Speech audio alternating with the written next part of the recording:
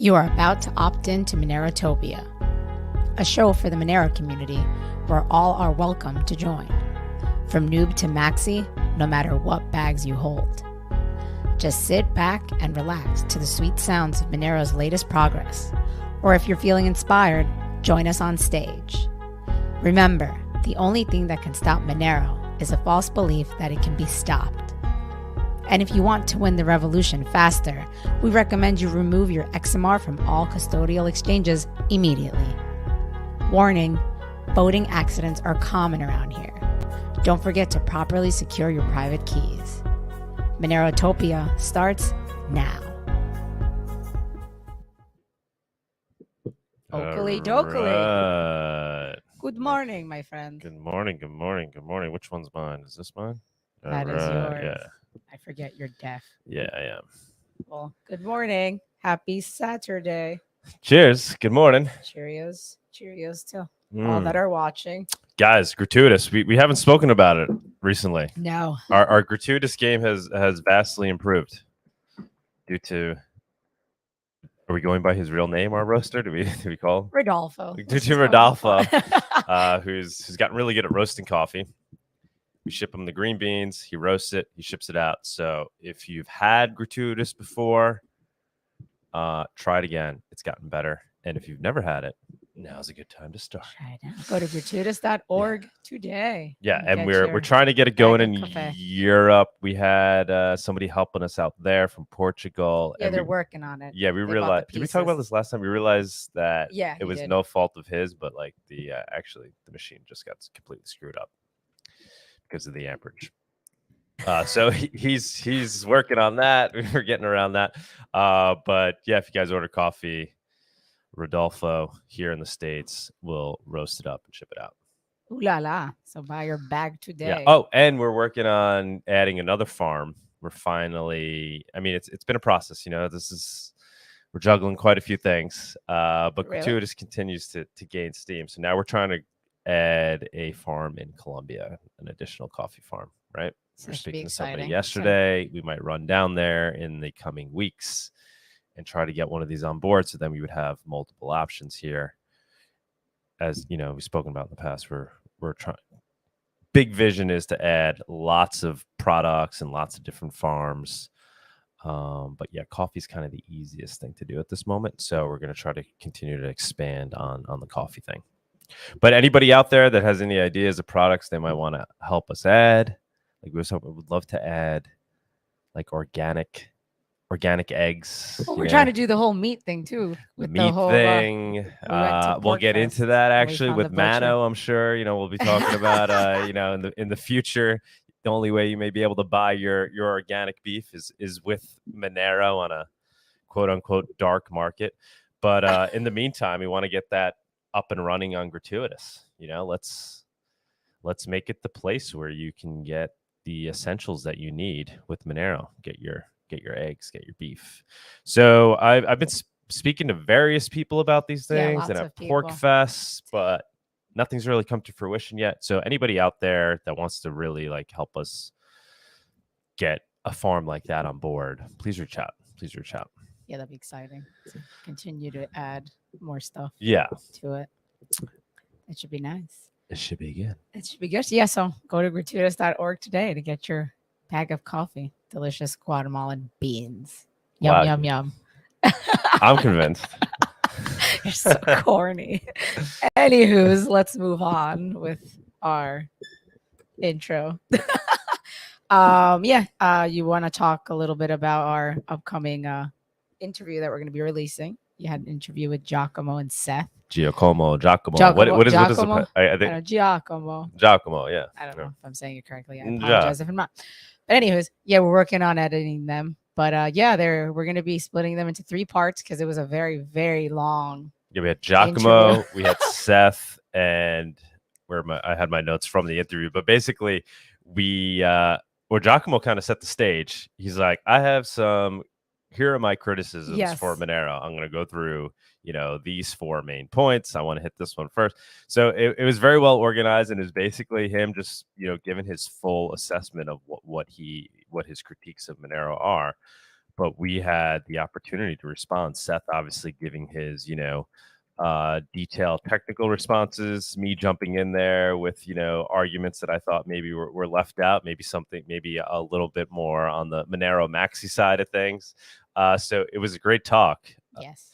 It was nothing that you would have never already heard before on Monero Talk, but it was literally condensed into one episode, one mega episode. Yeah. It was like almost 3 hours It was long. almost 3 hours long. And it was just a nice critique of Monero where we got to respond to a Monero Maxi's point. So definitely check that out. Yeah. So yeah, we'll be posting it shortly, but I think we released a little sneak peek, a little tease, because we're working on editing it. So. And it was cool. He agreed to do the show. He said off the bat, like, he said like whatever in 2018, he said he would never talk about quote unquote shit coins and he would never give them a platform. So the fact that he was willing to come on and talk about it, he certainly sees utility in Monero. But yeah, you could check out the show for the rest of those details. But yeah, we'll be publishing it shortly, hopefully soon. I think he left being like, you know what, maybe I should go. Maybe I'm a Monero guy. I think he left the show. But it didn't end the way you had it with Peter. I think similar with Peter too. Peter's now Monero Maxi too, right? So like, yeah, he cried about it, but eventually, once he finished crying, although he never really did finish crying. Let's play that. Let's play that clip. What clip? So yeah, Seth was on his show, which is awesome. Seth did an amazing job being the Monero diplomat he is. But I thought it was funny that I didn't finish watching it, but somebody did send me this clip. Apparently we were mentioned. Were you? I assume he's referring to us. What do you think the Monero Maxis are getting wrong? Because they fucked with me once. Do you know I did like some interview and they were like asking me technical stuff about Bitcoin's fungibility. I don't know this shit, and then they like were attacking me. I was like, "What the fuck are you doing? Like, I'm a Monero fan. Like, you're making me think it. Like now you want me to just do the fuck off? Like, I thought that was he's got tattoos. He's cursing. I think the main thing that they're getting wrong, I guess there's two key things. I think one is that Bitcoin is completely useless or completely harmful. Seth does a great job, obviously, responding, but it was just hilarious. I thought it was really funny. We fucked with him by having him on a show called Monero Talk and talked about Monero. It was the best. We really set the guy up. You're terrible. You're really never gonna get. I had no idea there'd be all this technical discussion about Monero. Oh no, it was technical discussion about Bitcoin's fungibility, is what he said. Like, it wasn't that technical, man. You've been really studying Bitcoin for interview die, are you? 5 years, or not even, whatever. Anywho's. But hey, Peter, you're always welcome to come back on, and I'd love to be on your show. Maybe we could, kiss and make up. Oh God, will that ever happen? I don't know, guys. I mean, you know me. I don't hold grudges against. No. I'm totally fine. But apparently, I find it surprising that he's like still, calling us out on this. It's like he's his first split now he's intimate, he's got the cake sponsorship, but yet he still feels the need, right? Like what's wrong with this guy? I think he's threatened by us, which is weird because there's no threat here. We have our small little show. Granted, we're very consistent, and reliable. But I don't see why he sees it as a threat. I mean, dude, by all means, come in, be the new Monero guy. You'll bring more attention to it. But yeah, I don't see why you have to chop us down as you do it. Jesus. Right? Oy vey. But I mean, it doesn't matter anyway. But last point though, I do think like you're gonna keep talking about this? The essence of what he's always saying there is, why did they piss me off? That was a bad approach. It made me want to not be a part of Monero and not use Monero, essentially his argument, which is like, dude, like, who do you think you are, bro? Like, we don't give a fuck if you use Monero or not. Like, you are not the gatekeeper who decides whether something like Monero succeeds. You're just a putz with the YouTube show who is good at marketing that got into crypto. Okay, so we don't need your permission.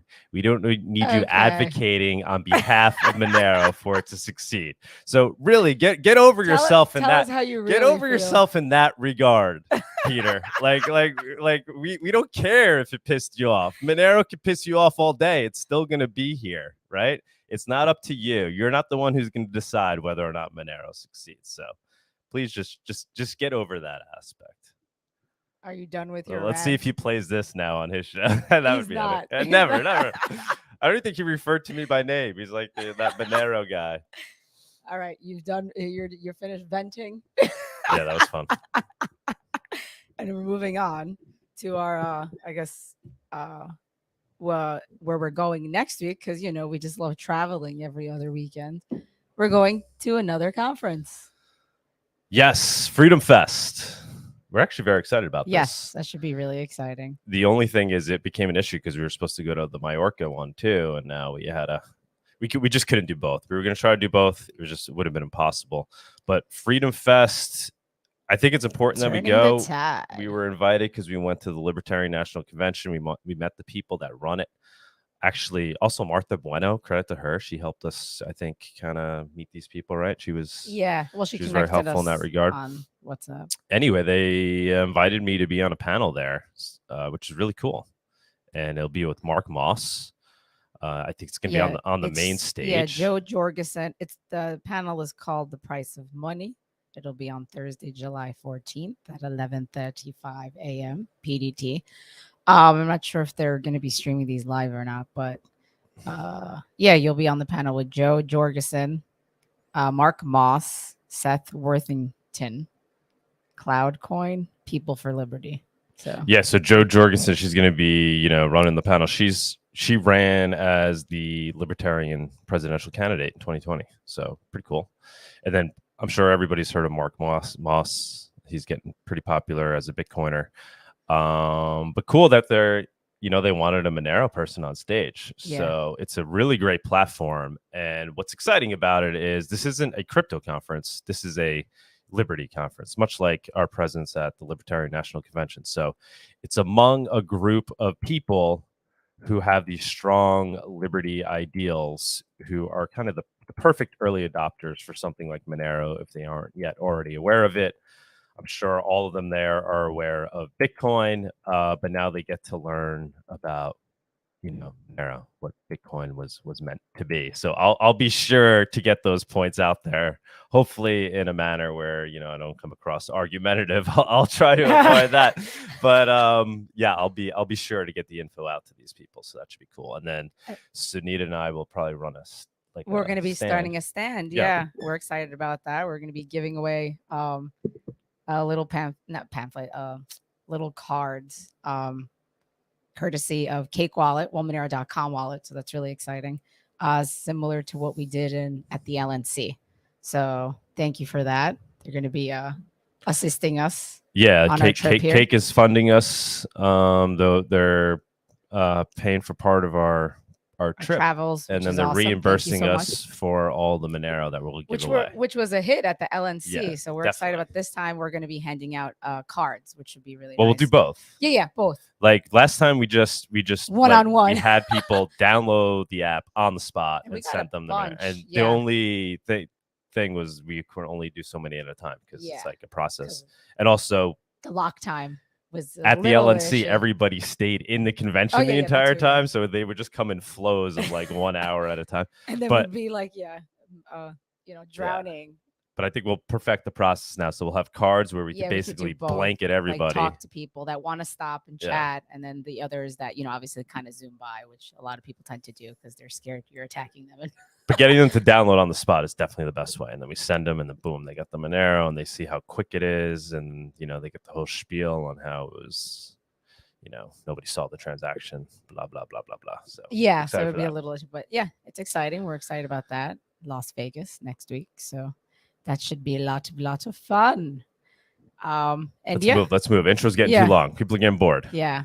Well, anywho's, we're done with that. Our little spiel. I guess let's move on to the price report. aFungible did a pre-recorded segment, so let's watch it now. Let's do it. The Monerotopia price report segment is sponsored by Local Monero. Avoid using KYC exchanges. Buy and sell Monero directly for fiat, peer-to-peer. All righty. Good morning, everyone. How is everyone doing today? So today is the price report number 27 on-chain and technical analysis. Today I want to discuss about, again, the on-chain and the technical analysis data, some interesting blockchain indicators, and lastly, the Euro USD parity that has been reached.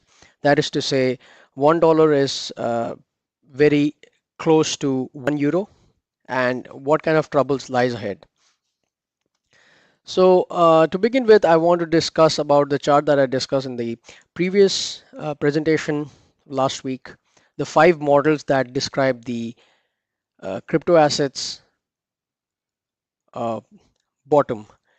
And as I spoke last time, the first 3 models, the Mayer multiple, which is the 200-day moving average, 60% of that in this model. The realized price and the 200-week moving average has been broken, which marks about $22,000. However, the balance price and the delta price are yet to be broken, although they were touched, although on a closing basis not.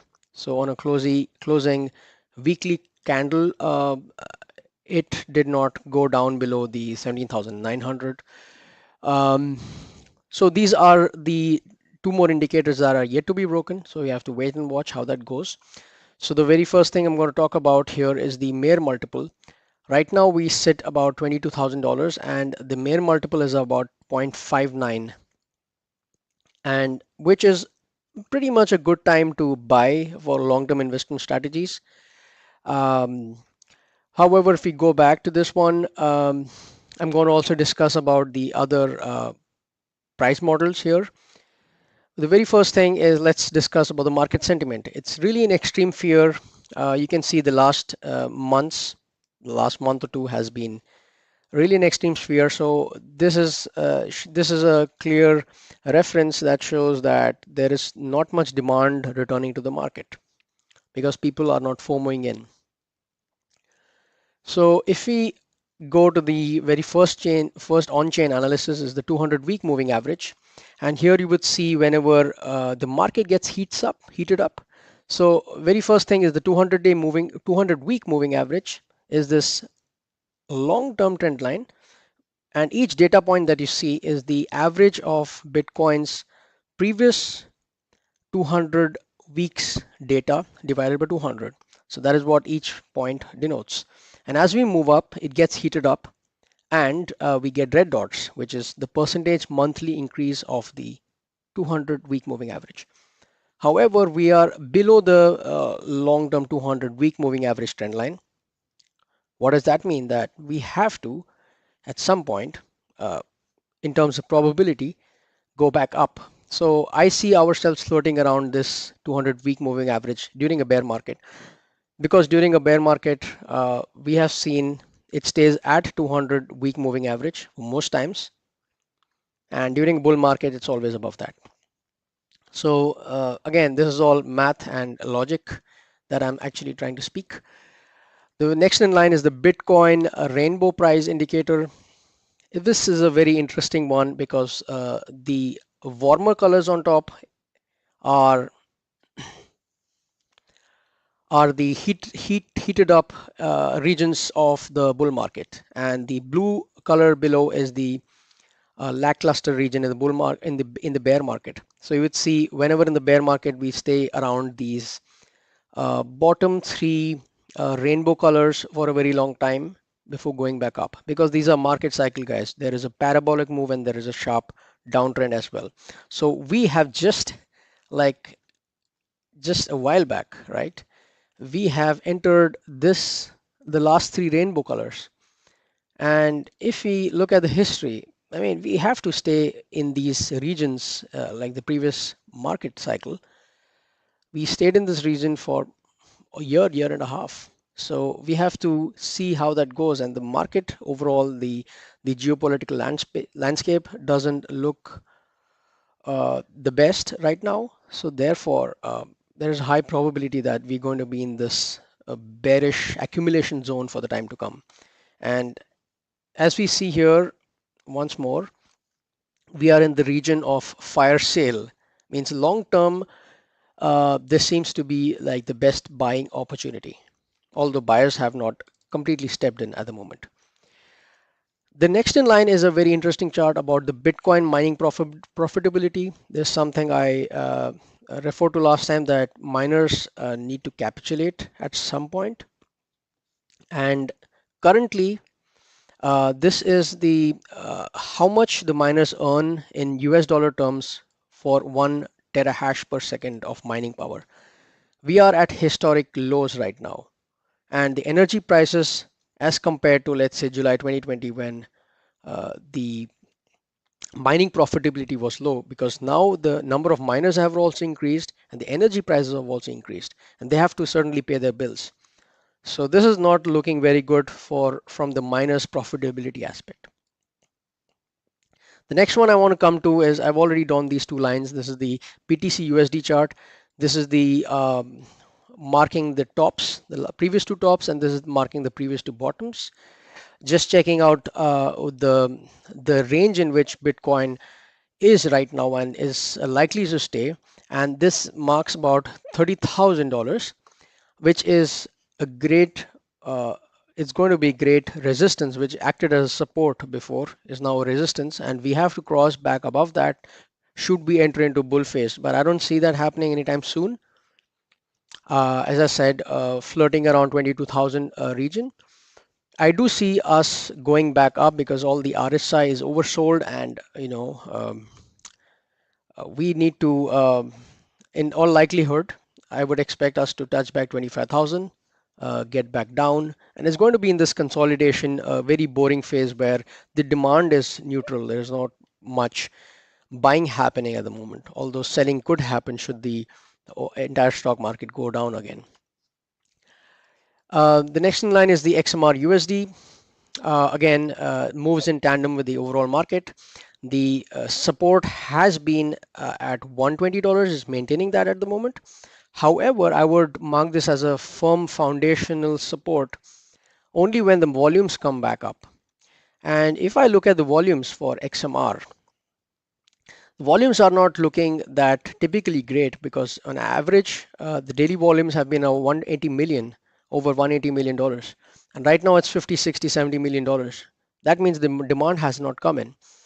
And should XMR break down, the next support is $80. I don't see that happening right now until the overall market structure breaks. But we've already oversold. So I think I'm just going to expect some kind of consolidation in the coming time. And the last part I want to cover is the consumer price index, which is a great indicator for how much consumers are paying for goods and services in the economy. This is the kind of volatile chart, and this one is the smoothened chart. You can see the CPI, the consumer price index, rising always. The rising CPI means rising inflation and vice versa. But you would see that in the last 1 year, this has really gone parabolic. I just want to draw the Bollinger Bands around it to see how parabolic that has been. And interestingly enough, we are on the upward curve of the Bollinger Band, which means we are really, really, overshooting, let's say. And we need to, and I mean, we have been overshooting for a long time, but there is going to be some time we have to kind of come down, right? This is the sort of like the moving average of the CPI. But this clearly shows what's happening in the overall economy, and doesn't look very nice, especially the thing that I touched upon, the USD euro parity. And that's also happening because of the Russia's war in Ukraine, and the energy crisis is hitting Europe quite a lot. And the Europe central bank's tardiness in raising interest rates, which makes the euro really weak. And it's going to have a ripple effect on the European economy. And then because of that, a ripple effect in the US economy. So it's the overall market structure is not looking very grim, but at some point we have to, settle down before we go back up. So that is all from today's session. I hope you have enjoyed and learned something new. Awesome. Right. Thank you, aFungible. That was awesome. Yeah, those are really good. So now we're going to be putting. Yeah, we have been cutting them out and posting them separately. Yep. All right, cool. For the past like I think 2 episodes, so I will be posting that for those that just want to listen to the price report. Ha ha ha.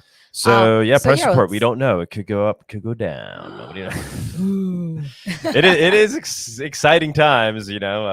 Potentially you might be able to get a good deal on Monero or Bitcoin in the coming weeks. I mean, you get a good deal now, right? But there might be a fire sale coming in the coming weeks, or maybe not. Maybe it's gonna head back up. Who knows? You never know. All right, let's move on to. Let's move on. We got almost 40 people watching. I think this is the Mano factor. I think it's the Mano factor. He's got a strong following, for good reason. Let's bring on our guest. All righty. The Monerotopia guest segment is sponsored by Cake Wallet. Store, send, receive, and exchange your Monero and Bitcoin safely on iOS and Android too. Cake Wallet is open source, and you always control your own keys. All right. Uh-oh, where'd he go? He was just there. He is in the mountains, but we tested it yesterday. He's in the mountains. But we tested it yesterday, and it worked well, and he was just on. Oh no! Okay. Maybe we could jump. We have another special guest that we were going to bring on for a special announcement. Oh, he's back. Oh, he's back. Mano's back. Okay. Or maybe not. Maybe it's gonna head back up. Oh, we're getting feedback. Let's move on. We got almost.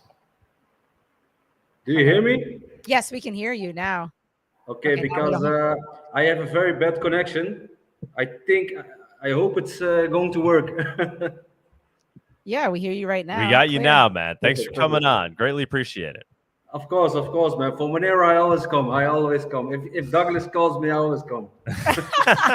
Yeah. No, man. Respect. Listen, man. What are you thinking these days? We see what's going on with the Dutch farmers. You kind of were talking about these things weeks ago, months ago, and now it's starting to actually happen. What's your current take? What we see right now is something that I predicted this for a very, very long time, and it's actually kind of sad to see that these farmers do exactly what the WEF, the World Economic Forum, is their agenda. They have a special agenda, and they are now exactly doing what they're asking from them. It's kind of it's crazy to see. It makes me sad, to see that they're filling their agenda, man, and it hurts, to see these people, because I understand them, they have feelings. Their company gets shut down. They get they want to take their lands.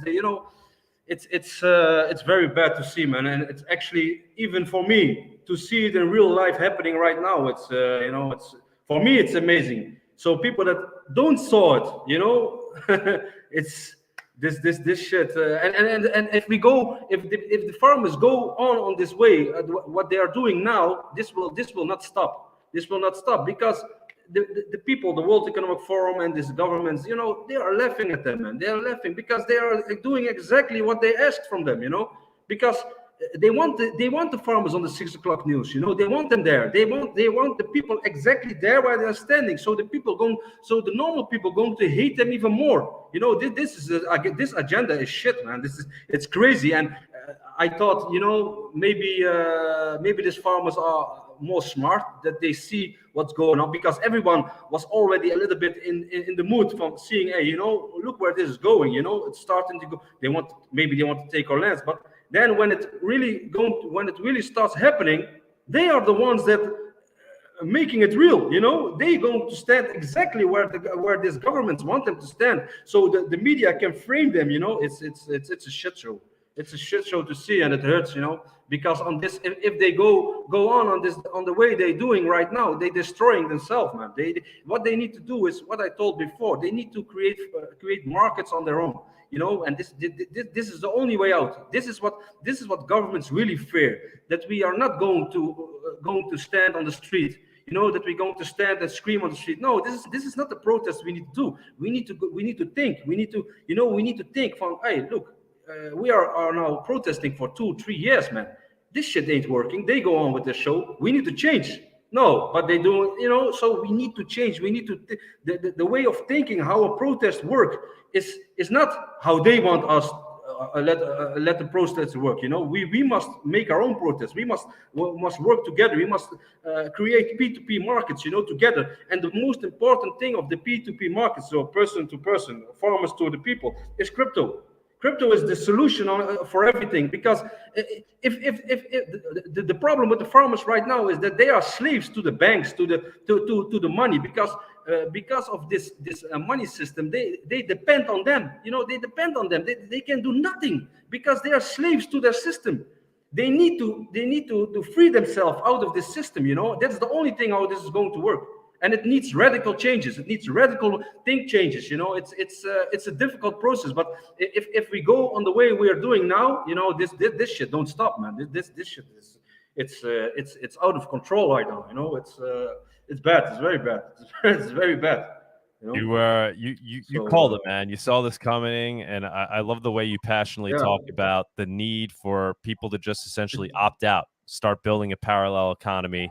It's becoming more and more real.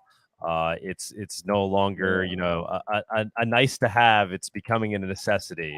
But I see you talking about this, the negative effects, so the media trying to paint these people in a negative light, much like they tried to do with the Canadian truckers.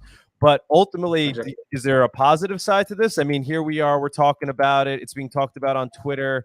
The liberty-loving people around the world are talking about it. Is the word getting out? Is it helping grow the liberty movement, or is it just working out to, the favor? Yes, of course.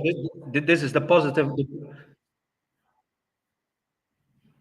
How about in the Netherlands? The thing is that what I have learned in the past is that when you start doing what they want, it's not okay. You have to understand. We have feelings. Of course, we have feelings. You want to stand on the street. You want to be there. You want to support each other. It's normal. So, of course, you don't blame them. You don't blame the farmers. I love the farmers. They feed my children. They feed me.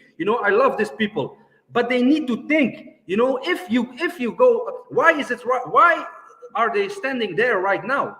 Because the media is talking about a protest. So the farmers is going to say, oh, is there a protest? So let me be there. So who is controlling the protest? It's not the farmers. The media want them there because they are screaming, there is a protest. So everybody goes there, and then you have the media they're framing them. So, and I understand, people, we have feelings. It's normal. It's a freedom protest, but we are now in this like almost 3 years. It's not going to work, because when the media said, hey, there's new breaking news, I don't know, the Japanese premier is killed, something like that, and the protest is killed. It's an on and off switch of the people. The people need to make their own protest. You don't need a media to do a protest. You must go with the farmers, with themselves, around the table, and trust me, when other farmers see this, that it works, the people where it works, we buy from them, other farmers going to join. This is a protest the governments and the web are hating. They hate a thing like this, and if you're doing like this, then you start to get their attention. Then they're going to say, okay, maybe it's time to talk. Yeah, of course it's time to talk, because now they're making a real protest. Of course, it's nice to see everybody on the street, and I like to. Of course, I like it. It's our feeling, I like to see this, but it's not that it doesn't do anything for them. You know what they said yesterday on the media? You know what this fucker said? They said, if you are close to a farmer, if you are living close to a farmer, the chance that you get COVID is even greater. They don't give a shit. They go on and on and on. They keep pushing. They don't give a shit about these protesters. And the protesters don't see it. That's the thing. They don't see that they are standing there because the media want them there. And that's the thing that it hurts to see. It hurts to see. What's your take on what the general feel is in the Netherlands among the people? So obviously the media has their agenda. The farmers are doing their thing. But what's what are the people thinking? Is it moving towards support of the farmers, or is no, now it's actually 50-50 because that's again the problem. What does the media do? What do they say? They say, hey, on the news they say, that's what I say, they framing them, you know, they framing them. They say on the news, hey, the farmers are there, and the other people they want to go to their work, and they put them together, you know, they put them together on the photo, and then they say, you see, because of the farmers, the people cannot go to work, so the normal people, going to start hating them, exactly as planned. You know, the farmers, and the real enemy is the one with the camera. But nobody is asking something to them. No, it's the farmer and the people. You know, you see them fighting. Hey, I want through. I must go to work. And then this media, they love to see this. You know, that's their thing. They love it. And then on the 6 o'clock news, you see in big letters, you see farmers protest. Nobody can go to work because of them. So people, you need to understand. These people are, normal people don't understand what's going on. The only thing they see is, hey, I cannot go to work, and you have a couple of farmers there. What the hell is going on? So the hate is growing. You understand? And this is exactly what they want. Because if you want to take their lands, you cannot go to them and say, hey, I want your land. No, you need the people behind you, yeah, to take their lands, because then the people will not stand up, you know. And that's what they're doing now. First, they must create a lot of hate for the farmers, and the farmers are the one that's working for this government now. They are the ones who make this agenda real. You know, if they stop protesting, the people and the farmers are good together. You know, the farmers must make a real protest on the ground. You know, make your own market. Fuck them. You know. And you need, and as we can see on the dark web already, everybody is using Monero, you know. So normally they also going to use it, but because on the end, if government see, hey, this shit is working, what are they going to do? So do you have any insight into whether or not these ideas are being conveyed to the farmers? Obviously, you know, it's great in theory. You know, let's get the farmers to start building their own, parallel economies direct with the people. Are any of these ideas being conveyed to the farmers that you know of? We're losing them. We're losing Mano. He's in the mountains. He's in the mountains. I'm so sorry. I have a very bad connection here, man. No, but you're good now. You're good. Yeah. Did you hear me the things I said, or? We heard you, and then I was asking you a question with regards to it. So are these ideas, are they getting out to the farmers? This idea that maybe they should start thinking about building a parallel economy direct with the people, direct with the consumers. You know, are these ideas being discussed that you know of? Yes. Yeah. Luckily, I'm very happy to see because that's the positive thing. It's actually they are doing this right now. They are setting up stores, but the only thing I'm scared of is this app that is controlling them, controlling the stores. You know, it's like Amazon, and you know, everyone, the app itself is from somebody with a different agenda, probably. But we can learn a lot from this app because it's working. So we have to, because there's also no crypto in it. So somebody have to stand up and make an app like this, but then with accepting crypto and stuff like that, to wake them up. You know, the farmers need to be they must wake up. You know, you must understand the farmers. The farmers are really traditional people. You know, you cannot change something to them very, very easily. They learned in their life that if you make a protest on the street, it works, but they don't understand that this is a different time. You know, but a lot of them do, and a lot of them don't. You know, so but I see good things. This app is working, and we can learn a lot of it. You know, it's very important to push this. These are the things we need to push. You know, not you see this bullshit psyops. You know, you see literally. I can tell you with CoinPower, what did we do? I told them, listen, these big groups that pushing this protest. Listen to me, guys. These are psyops. These are people that working for the government or the web. You know, and what happened? What did we do? We go to these big groups. You know, in Telegram, we go to the big groups. I told them, listen, send them this message about working together, like the people working together. You know, the farmers working with the people. I make a text for them, and I said to them, go into this group, post this message, exactly this message, post it there. Because in this group, they were screaming, yeah, we need to kill them, we need to do this, all kind of crazy stuff. So we put this message in their group. What did they do? They blocked us in 1 minute. They blocked us all. Everyone, every single one, they blocked it. So so you can already see these guys are not after a real. They don't want to help the farmers. They want to make the farmers angry and stand on the street.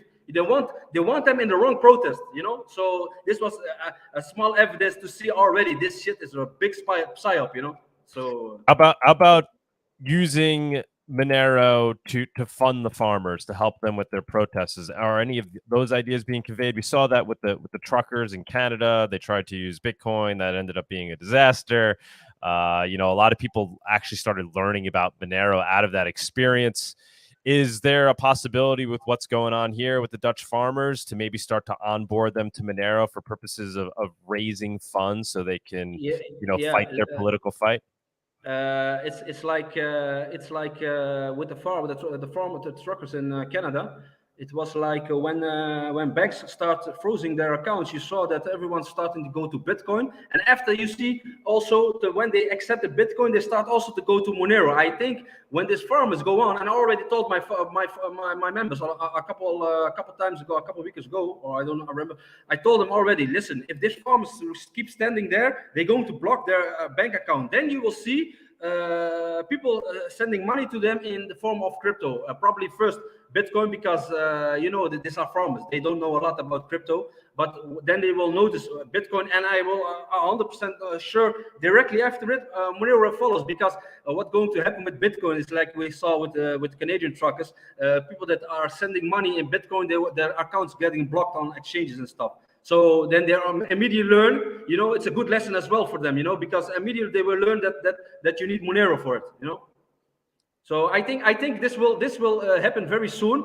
Of course, now you have groups like me. We posting this. You have a guy on the street, you know. He was actually with his hat. Monero is freedom. He goes to the PM of the farmers, you know. He goes there and he put the head of Monero on our head and make a picture, you know. Oh, that happened? Like this.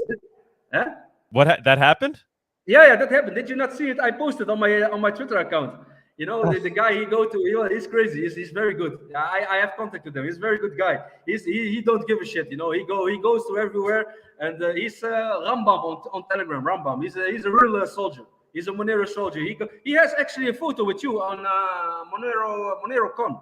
He told me. He said to me. Oh yes. He told me. He said, "Yeah, you think." You say to him, "Yeah, I thought you was Mano." Yeah. Yes. Yeah. He told me. I have a great picture with him. Yeah. Well, yeah. He's a soldier. He's a real soldier. He did it. He did it. Monerocon. He did it. What does he go by again? Ramba. I don't ask his name, but it's I talked with him on Telegram. You know. Yeah. He was a real soldier. You know. So people are waking up. You know. Also in our group, a lot of members are buying the stickers, the things to you know, on the farmers, on the truckers. They put Yeah. Sorry. Yeah, he's good. He's a good guy.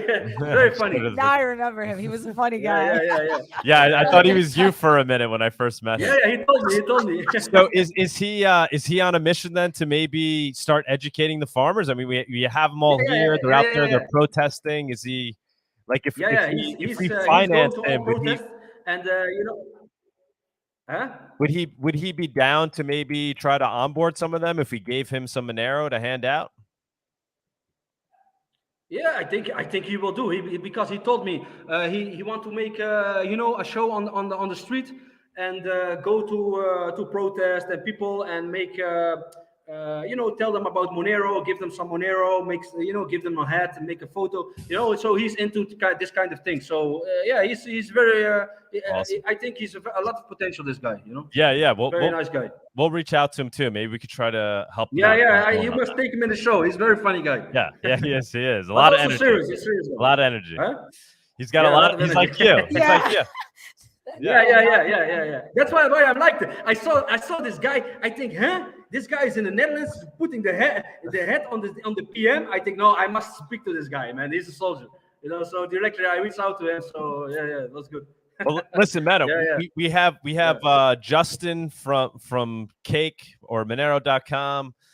He wants to jump on quickly because he has an announcement to make, a really positive one for the Monero community. You mind holding on for a minute? No, of course. Yeah, because he's been waiting patiently. Let's Okay, get no Justin. problem. Yeah. Aloha, Justin. Hello.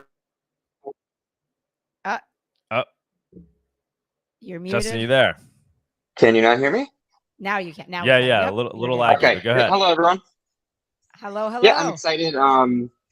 We made an announcement yesterday. I mean, it was mostly Kayaba who put the announcement together, but Sarai was announced yesterday. It's a really cool decentralized exchange that isn't just built that kind of supports Monero, but it's built from the ground up in Rust with support for Monero in mind. So it's meant to complement the atomic swaps. It's meant to complement Hivino, everything else that people have been working on.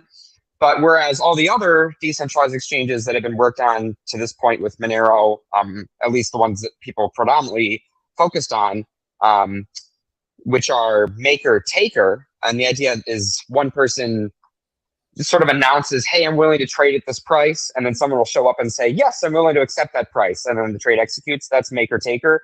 Sarai is an automated market maker like Uniswap or like Thorchain, and Monero support. I mean, you instead of trading with one direct counterparty, you trade with a set of assets that are available in a pool with set parameters. So it's really exciting. We are going to be adding the ability to trade, add, remove liquidity within Cake Wallet and Monero.com. So that's why it's important to all the users. We think that this is the user experience that most people expect out of an exchange. It functions very, very similarly to an instant exchanger, but it's more decentralized in its instant exchanger. And it's crypto to crypto only. To begin with, it'll support Monero, Bitcoin, Ethereum, including USDC and DAI, I believe, but we can add more. And that's where we're started. It's still about 1 month out for testing, 2 months out for some preliminary setup to start. But yeah, it was announced yesterday. That's extremely. I mean, this came out of nowhere, right? Was this something that was happening behind? Obviously, it was happening behind the scenes, but was it being discussed? This is the first time I'm even hearing of this project. Yeah, so the first we heard about it at Cake was at Monerotopia. So actually, thank you for bringing everyone together to have those discussions. That definitely does matter to meet people and talk in person.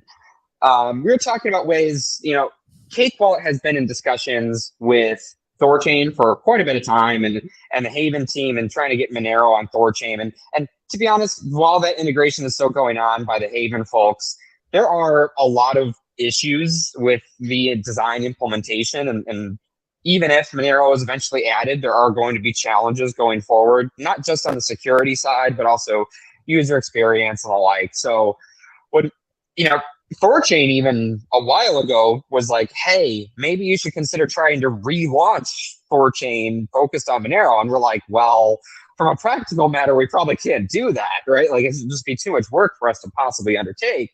And then we ran into someone, Luke, who is very competent and is very dedicated and is willing to work on this. So he has been working on it. He rewrote Monero multisig basically from scratch using Frost, and Frost is this very exceptional library, I believe is the right word for it. I'm not a cryptographer, but it's a very well-known, well-used cryptographic library.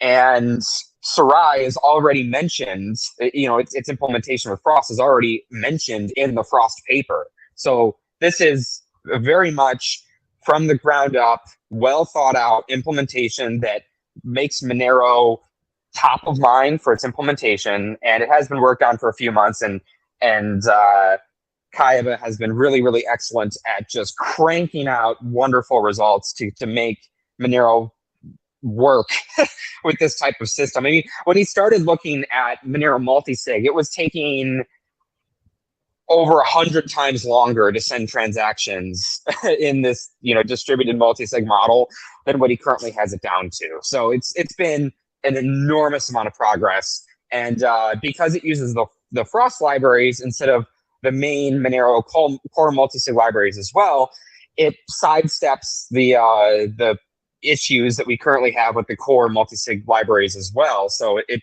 goes around a different way. So it's really, really exceptional across the board. Amazing. Yeah, I mean, we could do a whole show on this, and we will. I mean, I've reached out to Luke. We'll have him on Monero Talk. We'll go into more detail. So, but would you say it's so then it's more akin to something like a Thorchain than a Havino? Obviously, you described the liquidity pools, those things. So is it like it's going to have its own coin, like like Thor has Rune or whatever? Is it function similar in that way? Yes, it is much more similar to Thorchain than it is to Havino. So atomic swaps are maker-taker. Havino is also maker-taker with an arbitrator. With Sarai, it is not like that at all. It is liquidity pools. It is each native asset is going to be paired against the Sarai token, and that, I mean, I don't love an extra token. It's just sadly required for the design of the system. So if you don't want to use any system that has another token, stay with Havino or stay with a different maker-taker atomic swap setup. But it is required for how the system works. So it will have a separate Sarai token. Luckily, the benefit is, like Thorchain, it's designed in such a way that a user doesn't need to think about it. So a user can show up in Cake Wallet. They can literally, like today in the exchange feature, it's literally meant to replicate the same exact functionality. You can show up, you say, hey, I have Bitcoin, I want to buy Monero. You can just send Bitcoin to the protocol communicated address, and you'll receive Monero in the address you've specified, and you don't need to think about the token at all whatsoever. So it does abstract it away from user view and a user experience perspective, but it certainly is there. Very cool, man. Very cool. And I think you kind of mentioned this quickly in passing, but what's the approximate timeline as to when this thing will actually launch and maybe people will really be using it in Cake? I think most users will be able to start providing some sort of testing within 2 months. So 1 month for people who are pretty extreme and on the nose. I mean, that's when Cake will look more specifically at implementation options. Although we've already have an idea of how we're going to do it because we've talked about this with Thorchain.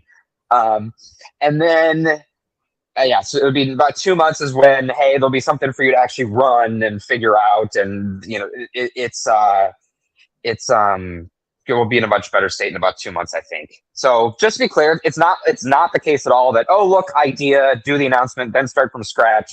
Luke has been working for the past several months on very, very good Monero code just to make the entire Monero portion work.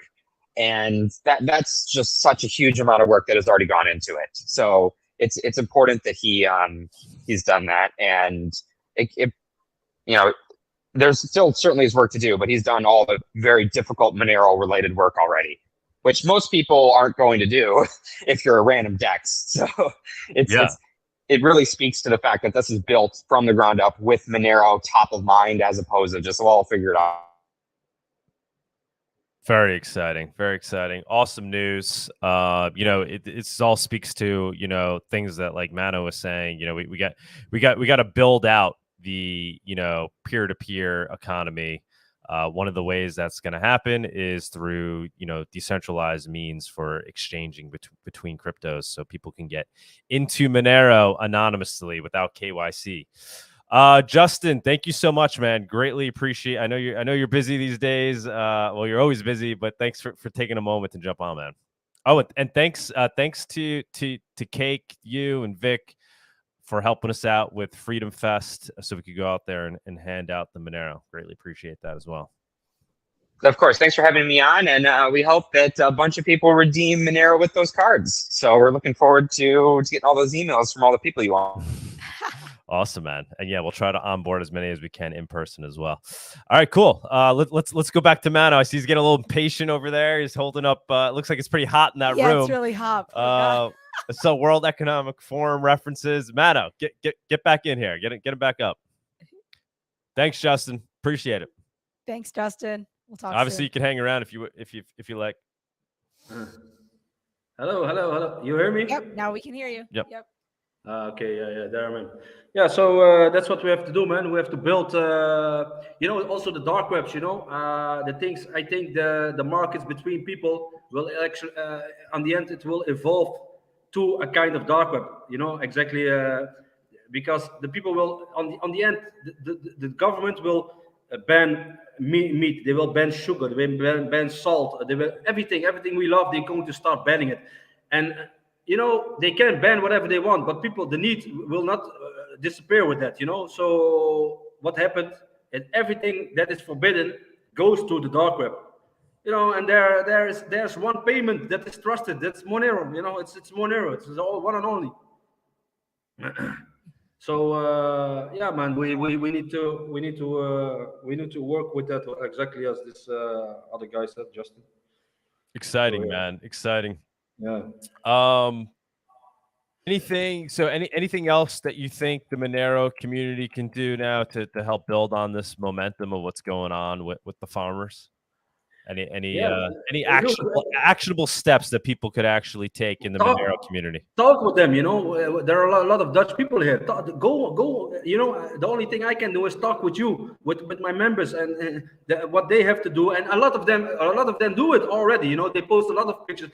Go to them. Go to them, talk with them. What's the problem? If you are already there, talk to them, talk about Monero. Say, this is how Monero works. It's mount on mount. Monero does not get a lot of attention on the internet because we are heavily suppressed. We have to do it ourselves. But that on its own, it's a big sign that what Monero is working. Because if it was not working, you see it on the 6 o'clock news. You see them screaming. Like all this other shit coins. So Monero is the way we have to go. It will. I really think. Of course, I have also my own. I don't only trust on one thing. I try to invest in physical gold, silver. I do this for many years. I have my own grounds. I have my I have my own water resources. I try to do everything. I do it already for maybe 10 years because I saw this long.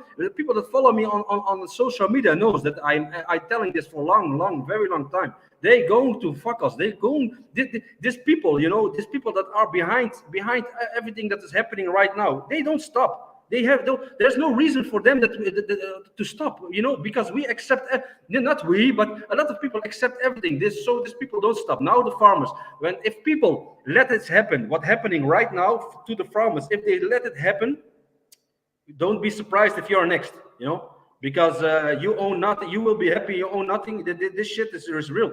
This agenda is real. You can see it right now. So if the normal people don't support the farmers in a real way, like what I said, we have to work together. The normal people have to buy from the farmers directly. This is what we have to do. If they don't do it, these normal people are next. They will lose their house. They're going to take their houses. They're going to take their houses. And the farmers, the farmers, another big problem is that they don't see, they think that, the government want to take it. No, it's very simple, because what are we not talking about? You need to understand the banks have a big role in all of this, but nobody is talking about them. But what are they going to do a little bit later? The people the farmers that depend on them, they're going to say to them, hey, listen, if you want, no, they don't. Not even that. They're going to say, listen, you don't get any more money. Go away. So then, what does farmer have to do? He has a loan. He must pay. They're going to destroy them. This is a very nasty plan. And you see already, if you look on the web, they have the 100 million farmers club. You know what this means? There are now in the world like 600 million farmers. So 500 million have to go away. So this is a real plan, This is a real plan. This shit is going to happen. It's already there on the fucking internet, man. So what are going to do with all other farms? They must go away. What are they doing now? They say they take the land of the farmer and they put the refugees on it. This is nuts, man. This is crazy. Yeah. So it's very scary to see, actually. But yeah, the only thing I can do is tell them how we need to protest. a protest that is not only on the street. This is a protest. The government learned you that if you need to protest, you must go on the street and ask them for something. No, this is bullshit. They learned us this because then they have control. You know, this is a controlled protest. They don't give a shit about this. You can already see it now. Yeah, we have to do the protest on a completely other way. Yeah. Best form would be ignoring them, opting out, and rebuilding a society, without this tyrannical influence hopefully in a more decentralized, structured, in a way that's structured towards decentralization. That's what we're all trying to do. It's starting to happen organically. I think we're starting to see it. Like we see it right now. You see it now, right now. What do you see? I mean, what's your current faith in Monero and decentralization? Do you think it inevitably does, succeed in its mission, or does the World Economic Forum figure out how to co-opt these technologies as well? Well, first of all, we need to protect Monero also from people from inside, outside. This is what I'm always telling. This also depends on the community itself. We don't need to accept everything. Sometimes I see things that I don't like, then I say it. Why? Because this is how we keep our community strong. We not have to do it like, for example, Bitcoin. You see the community that say to everything, literally everything, they say, yeah, okay, this is okay. This is then you go down. We need critical thinkers. We need people that are critical so we can protect Monero. This is how we protect Monero, with critical thinkers. If there is something happening in the community that everybody say, hey, listen, stop right there. This is not okay. Stop it, please. Let's talk about it. And in the Bitcoin community, this is not happening for a very long time now. But in the Monero community, you see, we have it on people that stand up when they don't like something, and this is how we protect Monero against influence from outside, like people from the web. People like these people don't like Monero. They know Monero very good. If they know that it is a threat. This is why the web, the Binance, all this exchange, what we talked about last time. This is why they create the fake Monero. Monero is dangerous. It's a threat. It's our job to protect it, to keep it safe. That's our job. If we start on one day saying with the community, everything is okay, that is the end for Monero. That is done there on that moment it will end. We have to critical thinkers are very important for our mission in the future. And I think if we are on the road there right now, it's very good. We are very strong. We have a super community. It's amazing. The people to see, like the Seth. He's man. This guy is a legend. What he can do with. I respect these people so much. Because I'm not very technical, but I understand perfectly what privacy is and why it matters. That's my job. I can tell people, but we need also the people from behind. These are very important people like Seth, and if we keep these people with us and attract even more people, I think we can do the job. I think we can do the job as long as we are not fighting together and stuff like this. I think we can do the job. I trust Monero very, very well, but I have to say, you cannot always trust something 100% on nothing. I also invest, what I said, in grounds. I make my own food. I have my own water. I learned how to live in the mountains. I live here with 53 degrees. Why I do this? I learned this to my children. Why? Because on the day on the day that they going to introduce the social credit system, I have minus 100 points. I have to go to the mountains to have my own food. And if you don't have it, you are a slave. You are their slave. I don't think Monero is going to save you only on this. You have to make your way on different grounds. On grounds. I try everything. So, and then on the end, if I fail, I can tell my children I tried everything.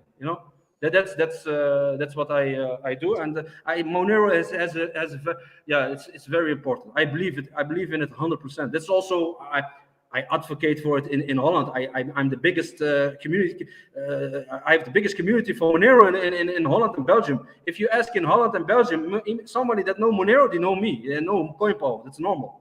You know, this is how we are in Monero. This is how much I trust Monero, you know. Yeah, no, you're doing an amazing job, man. Keep it up. I appreciate everything you're doing. Yeah, you too, man. I appreciate the passion you bring. You know, go ahead. Yeah, but you need to understand. I don't do interviews. People ask me. I don't. Other community also ask me to do interviews. I don't do it. I do it only for you, Douglas. I swear. You know, I like you. I have a lot of respect for you. I appreciate. Yeah. I have a lot of respect. So. You know, if you call me, I'm in the mountains. I come down, just setting up my internet connection to talk with you, man. Oh, well, we appreciate it. Look, I'm sitting like this. Yeah, this is. I came down. I'm in the mountains. I'm busy to working, you know. But I come for you, man. For you. That is I greatly appreciate. We greatly appreciate it. We hope to meet you in person. I know we will. We'll meet you in person. I hope so too, man. I hope to see you here one day. You know. Yeah. 53 degrees, man. That's over really 120 degrees Fahrenheit. Are you not melting? This is no joke. This is no joke. You got your Monero miners running over there? What? I said you have your Monero miners running in the background. Why is it so hot? That's hot. No, I don't have them running here, man. No. But you know, I sweat. This is you don't see it. This is incredible. But it's okay. I am used to it, you know. But normally I'm in the mountains. It's a little bit more cooler, you know. But now because there's no internet, there's nothing, you know. So I have to go down to have an internet connection. Otherwise, I cannot do the interview. But here I'm sweating my ass off. Greatly appreciate it, man. Yeah. Let's we got some other things we got to do. Should we jump to the news? We'll try to keep it as short as possible. Mano, if you want to stay on, by all means. If you need to go because you need to get hydrated over there, I don't want you to pass out on the show. No, I will keep take something to drink, man. I'm please hang around. Please hang around if you can. And then we'll try to take some of the questions. There's a lot of comments coming in. And then as always, people, if anybody wants to jump up on stage, please, don't hesitate. It's super easy to do on the show. We just post the link and you can jump on and you could ask your questions. You could chat with Mano. But let's jump to the news. The news segment. We'll keep it short. Keep it short. And now for our weekly news segment. Oakley dokley. Window. Here you go. All right. We will try to keep it short. Polonia X on June 30th, temporarily disabled. Just another example. We've seen this in the past. Centralized exchanges, running out of Monero, so having to close down and coming up with excuses for maintenance. I mean, that's the theory. Maybe they actually did have maintenance, but we've seen this all too many times. So be wary of centralized exchanges. Don't hold your coins on centralized exchanges, and definitely don't hold your Monero on a centralized exchange. If you have to, if the only way you have for obtaining Monero is through centralized exchanges, if you must do so, then just pull it off once you obtain it. Next up. Oh, we just covered this with Justin, so no need to go through that. Great big news. Exodus. You ask, we build. You can now hold Monero XMR on Trezor Model T using Trezor Bridge in Exodus. We build. You can now hold Monero XMR on. So that's big news. And the final story of the week, just amazing thread put out by John Foss on how Monero is eating Bitcoin's lunch. And he goes through a whole bunch of things. You want to scroll down a little bit, basically talking about all the bullish indicators with regards to Monero in terms of its actual organic growth. Monero transactions are higher than ever.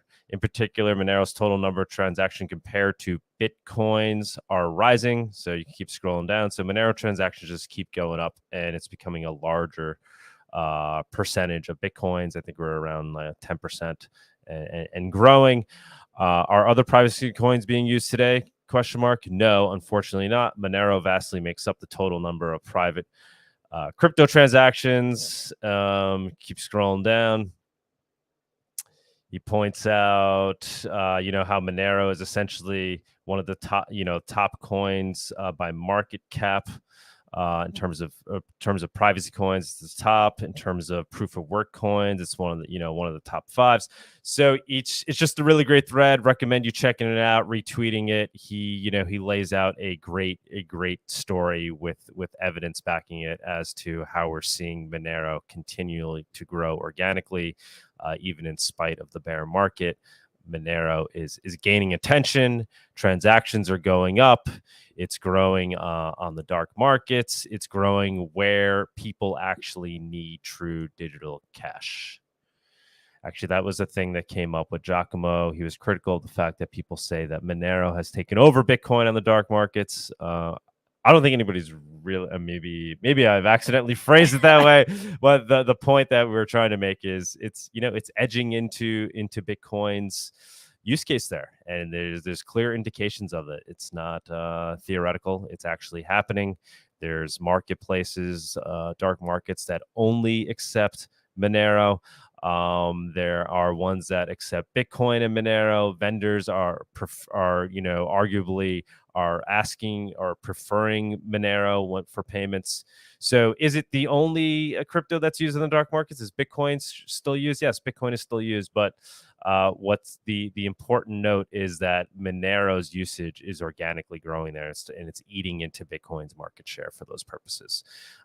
The last another one is coin cards. Obviously, we're constantly seeing Monero's adoption growing there. So outside of dark markets as well, people when they actually want to spend crypto, they're choosing to use Monero. Why buy your gift card with Bitcoin when you can use untraceable digital cash and essentially anonymously buy your gift cards? And it's the market is speaking, and it's speaking loudly. And when people spend and use crypto, they are preferring Monero.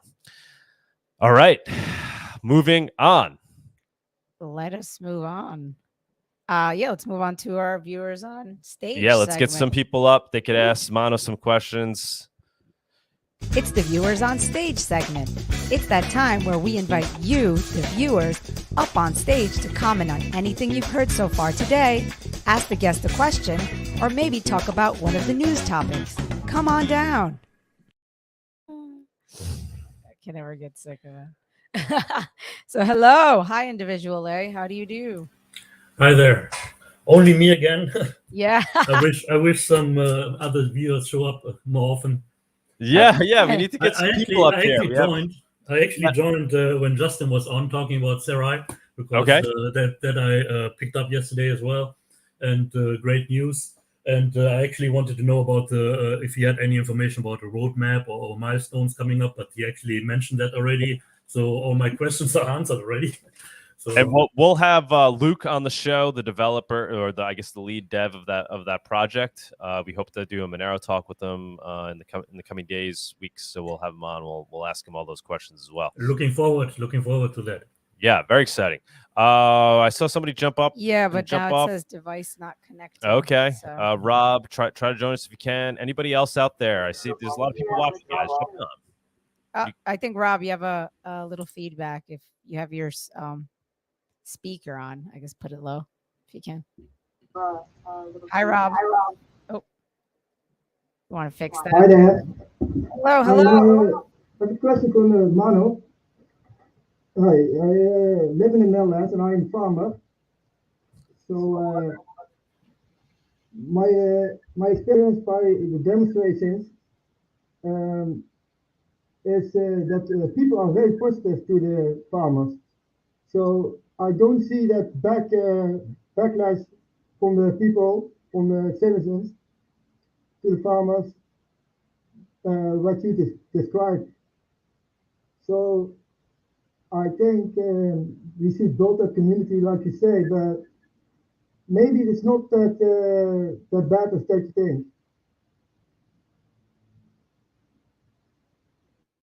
Mano, were you able to hear that? This is awesome that we have a farmer from the Netherlands that's jumping on. This is amazing. Rob, thank you so much, man. Thanks for jumping up. Mano, go ahead. I didn't, to be honest, I didn't hear the question, man. I think what he's saying, it was hard for me to hear as well, but I think he was saying, he's actually there, he's a farmer there, and he's not seeing negative reaction from the actual people, the citizens. Is that what you're saying, Rob? That you're getting a positive response from the citizens? Yes, that's what I'm seeing. I'm seeing very positive responses from the citizens.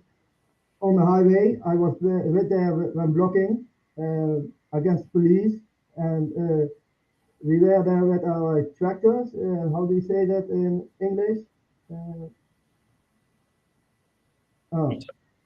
Okay. No, I understand. I understand what you're saying, but I don't say that the people on this moment, they are hating you. I mean, the media is trying to look like that the people are hating the farmers. So on the end, the people, if this takes any longer, yeah, people are going to ask themselves. I see already reactions, but on this moment, it's the media that is trying to frame the farmers, that the normal people hating the farmers. Of course, like I tell you, the people don't hate farmers, but this is the setup of the media. They want the normal people to hate the farmers. So for them, it's easier later to take their lands, because then they have the support of the people, and that's the stage where we're in right now. Yeah, there's only one problem with demonstrations like you want to do it. A lot of farmers, I think, have too many products to deliver peer-to-peer to people in crypto. And I think when you do that in crypto, that the banks are going to say, we can't do that, or we don't give you any money anymore, or we block your bank accounts. I think that is a big problem for the farmers if you want to deliver peer-to-peer. I swear I don't. I hear him very bad. Did you hear it, Douglas? Yeah. So he's saying, he's taking issue with this idea of, basically trying to opt out and use crypto to create a peer-to-peer environment with the farmers, saying that the government will step in and then block the farmers from using the traditional banking system. But I think that's part of the point, Rob, is that people can't. The thing is, even if you don't do it, my friend. Oh, sorry, Douglas. No, I didn't. No, go ahead. No. Oh, sorry. The thing is, this is their plan. Even if you don't accept Monero, their plan is to not give you any more money. This is their plan. This is how they're going to make your life even more miserable. You will not see it now because I'm someone. I see things. I follow the agenda very carefully. I see already a couple steps before me. I see that in a couple steps you will see that they're going to say, that the banks are going to say, hey, listen, you don't get any more money. Even if you use crypto or not, it doesn't matter. Their plan is already to don't give you money, If I may, I live in Germany, close to the Dutch border, and I follow the situation a little bit. For one thing, money should be agnostic and should not care about politics. But in this case, the thing is, it doesn't have to be a switch from traditional finance to crypto at one day. It's, I stop doing this, I start doing this. It has to be gradually. So if you have the possibility to sell to customers in your region directly, then offer them to pay in crypto as well. And this is a step-by-step process. And this way you can start building up a second account or wallet at a side. You still fulfill your contracts with the big industries and whatever not, but also try to sell straight to the people. Because I live in Western Germany, close to the Dutch border. I try to buy locally. I go to the farms. Not always. I do depend on supermarkets still. Yes, sure. But if I have the possibility, or if I see an advertisement promoting some, I don't know, whatever they have, I try to get there, try to get my share, And right now I have to use euros. I ask them, do you accept? Not yet. But if farmers start doing that, I think we can get this thing off the ground. Yeah. Because the thing is with peer-to-peer farmers to the people, I think on the end governments will try to block it. They will go trying to block it, especially when our CBDCs are here. You know, how are they even going to do it? You know, because their money is not for the farmers and stuff. You know, so Monero, I think, on the end. You cannot. It's like the dark web. The dark web cannot without crypto. You cannot go to the dark web and pay with your bank account. You need to have Monero there. It's already a very big economy right there. You know, underground, it's already there. It's already happening. And I think on the end, governments will not accept their thing is they're psychopaths. They're crazy. They want absolute control. Absolute control means no power between people and farmers, because farmers, if you look at them, they are having this food supply chain in their hands. They don't understand their own power. That's the thing. They don't understand. We have food. Give us the currency we ask, or you'll get shit. The farmers need to understand this switch. They need, because I understand them. They want to stand on the streets. Of course, it's wrong what happens to them. It's very, very wrong what happened to these people.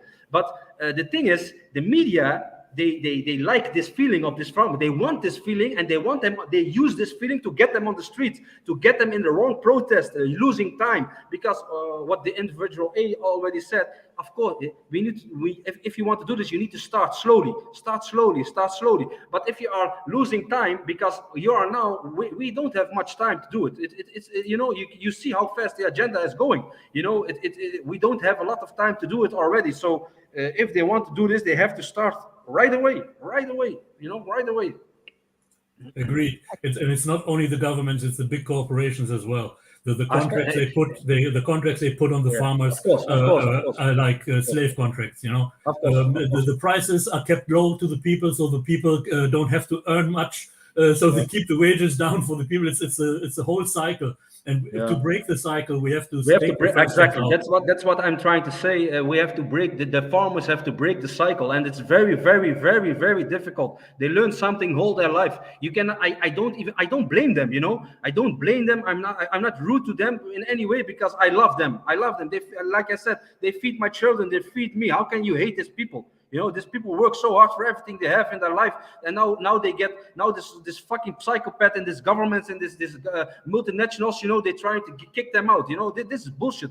And then of course, then they go on the street, and this is the wrong protest. We need them in the right protest. I cannot do it on my own. I can only say to them, try to do it like this, because on the end, if you don't do it and you keep standing on the street, now it's framing. The media is framing them against the people, and it's only framing.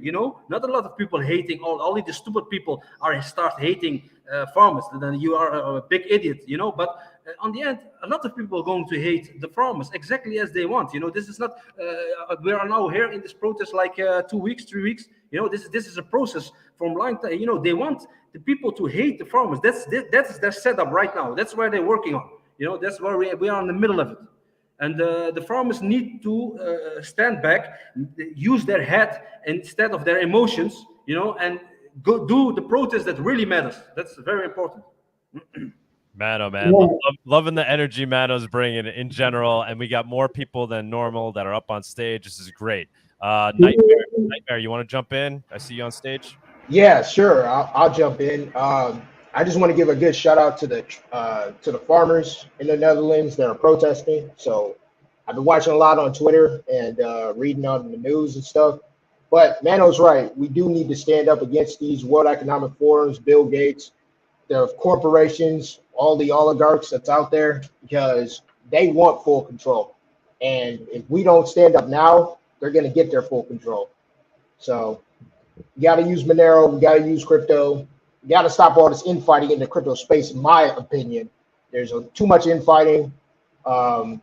I think we need to use a lot of these cryptos. I understand the Bitcoin fungibility argument. I get all that. But I still think Bitcoin's useful. I think BSV is useful. I think Monero is useful. And a lot of these other cryptos like Thorchain and stuff like that, it can be useful because we need this decentralized space to get away from their centralized agenda. Good points, man. Good points. Rob, anything else? He fixed his mic. Oh, great. Rob, anything else you could tell us about what's going on with the farmers? Is there any interest in trying? Is there any interest? Am I too loud or am I good? You're better. You're better. Yeah, If you can, A little better. if you can make it a little louder. Yeah, that's possible. Yeah. Yeah? Right? Better? A little better. Okay. At the moment in the Netherlands, farmers don't know a lot about crypto, so that's a really bad situation. And I'm screaming, yeah, you should use crypto, and especially Monero, because I have only one coin, that's Monero, fuck all the other coins. Yeah, I hope to accept Monero for we have a pork farm in the Netherlands, and I hope I can sell pork for Monero, but the problem is then I have to slaughter them at home, and that's illegal in the Netherlands. So yeah, I can sell my product at the local market, and that's a really bad situation for for me and for Monero. But I hope. Hold on, Rob.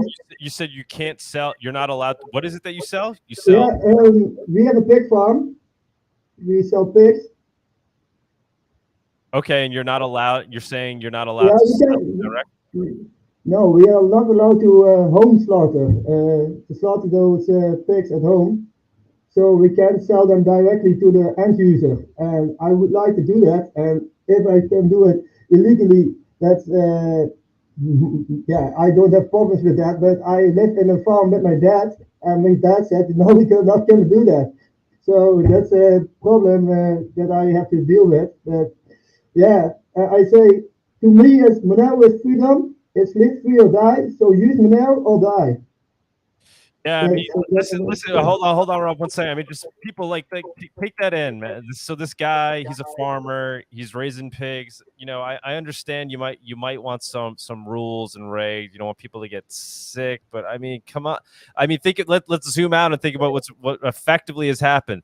This guy is not allowed to essentially to farm, be his own person, create a product that everybody, you know, that a lot of people need, which is pork. You know, a lot of people pork and they enjoy eating pork, and you know they see it as a way of getting nutrients, and he's prevented from selling this directly to people. There's rules that don't allow him to do it, which is just, I mean, it's pretty absurd. But you know, you could go into any store and you can easily get, you know, your shit food pumped up with chemicals and whatever else is in there that, you know, you could easily obtain by you know, the large corporations that are pushing that crap. But this guy isn't able to own a farm, you know, raise pigs and sell them directly without going through onerous regulations. And you know, this is where we're at. This is where we're at as a global society. It's not just in the Netherlands. It's happening everywhere, and this is part of what the fight is about. Yeah, I mean, I think I'm not for sure, but I think that it was in Texas was the only legal state to do this in the United States, to slaughter them home and sell them directly. I heard that in No Agenda from M. Curry. He talks about that, but I'm not for sure if that is everywhere the case. But I mean, in the United States, it's the same, and it's everywhere. Yeah, it's crazy. You can live free on your own in this world. Yeah, it sucks. I'm sure you have some comments on that. I've muted you. You're muted. Yeah. Yep. What was the last one? The rest I heard. What was the last? Just this idea. He's saying, you know, it's everywhere. These, you know, these onerous rules and regulations that effectively don't allow, you know, people to produce their own food and sell it. Yeah. The thing is, what he is experiencing right now is waiting for all of us. You cannot. We all will have this problem later. You know, now it's for him. He cannot slaughter because he cannot slaughter. He cannot do. But the rules are getting tighter and tighter and tighter, and every time is going to say we cannot do this. Later, we cannot have salt. Trust me, they were going to ban salt. They're going to, like this farmer already said, you know, he cannot do his job normally without getting a government in his neck. This is not how a government should act. A government should be there for the people, not the people there for the government, you know. And this is what we're seeing right now, and we have to stand up against it, you know. And fuck them with their fucking rules. Fuck them, you know. There must be a point that you say, yeah, you know, fuck you. You know, I go to the dark web, I sell it, I'm going to sell it there. If you don't want my products, if I cannot do whatever I want, of course I go to the dark. That's perfectly with the dark web, because there we are anonymous. You know, you can build your web page, you can accept Monero, and you can stay anonymous. You know, that's why he is the perfect example of what is going on, what's happening. You know, and it's all not only the farmers in Holland, also the fishers. They are blocking the ports. I don't know if you see that already, Douglas. Also, the fishers are blocking the ports. I didn't see that. No. No, yeah, in Holland. So what happening also with the farmers? They are standing behind the farmers, and what they do, because they have the same rules. They with this how do you say this nutrient? The nutrient tax, I don't know, say it in English, the word. This law of them also hits the fishermen. So the fishermen, they have to change their boats. They already don't have any money left, and they have to change their engines and all this stuff. You know, these people are crazy. They say to them, you change your engine, or you cannot work anymore with your boat. You know, fuck them. They can get this one. You know, it's enough. Come on. When is it enough? People have to say, you know, to a certain point, you can do whatever you want. And how are they catching them if they do something that is not allowed? Most of the time on the transaction, you know, on the transaction where they get the money out of the client. You know, it's all over the bank and everything. You have Monero, so use it.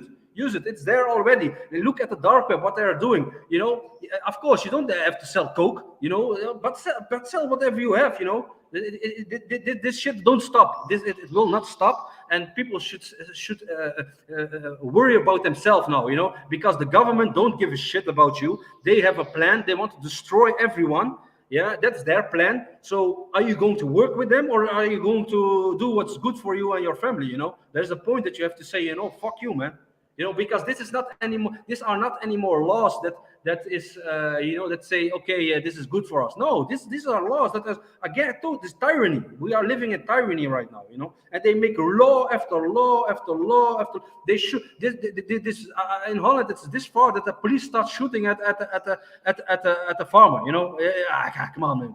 This is starting to get ridiculous. You know.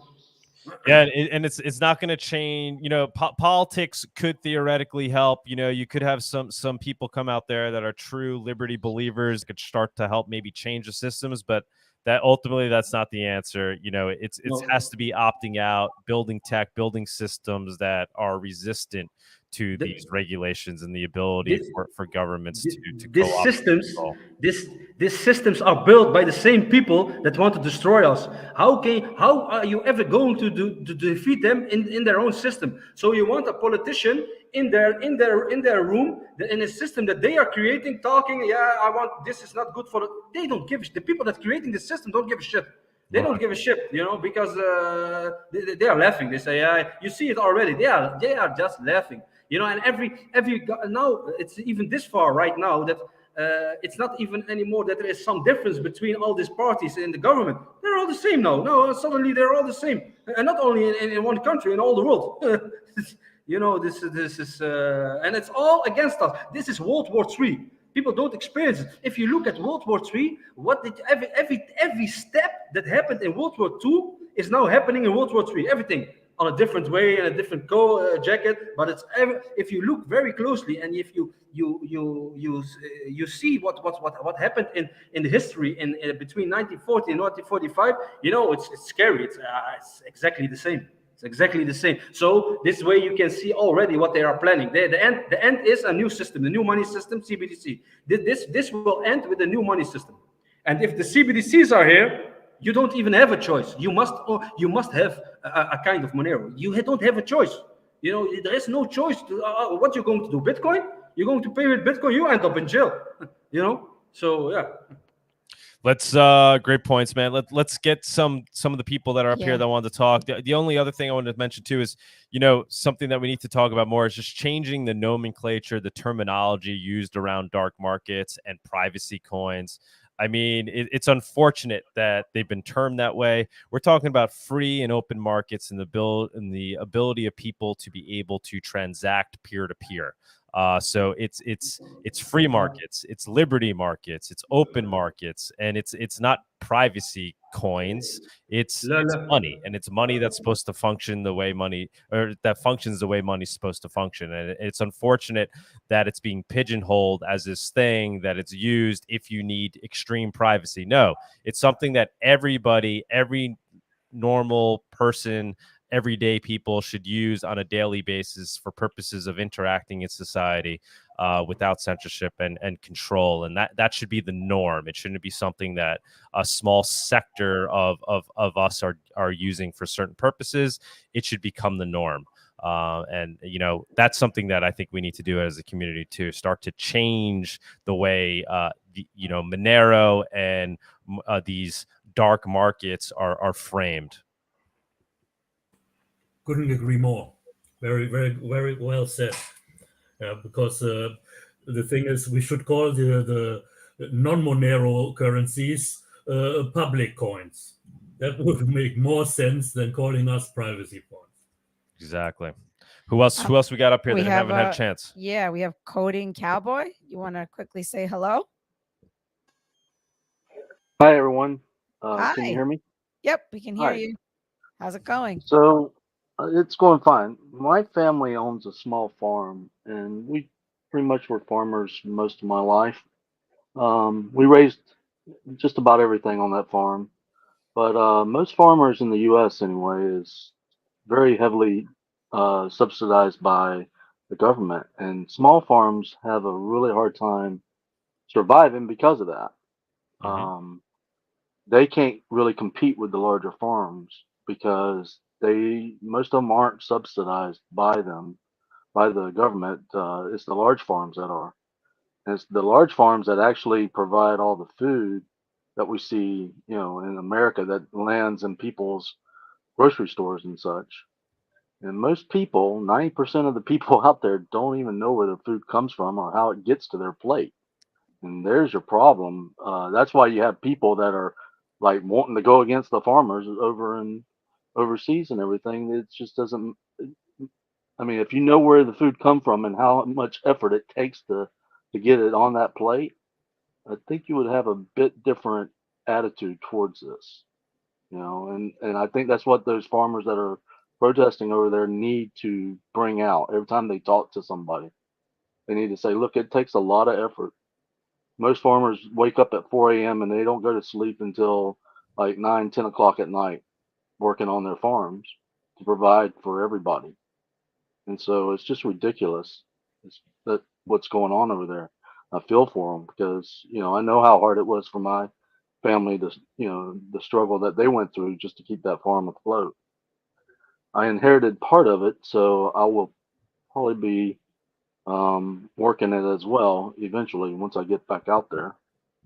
Right now, my brothers work it, and I kind of subsidize it with my income to help it along and to keep it afloat. But yeah, it's a big deal. It's major. Awesome, man. Great comments, and yeah, couldn't agree more. Let us know when you're ready to sell some products. Maybe you could sell them directly. Maybe we could help you do that. Get what is it that you guys have on your farm? You're muted. I don't know if you're trying to speak. Coding Cowboy. Coding Cowboy. Oh, I can't unmute you. Okay. You have to unmute yourself on your end. Let's jump to somebody else here. Well, they've all spoken, but if anyone else has anybody else want to chime in?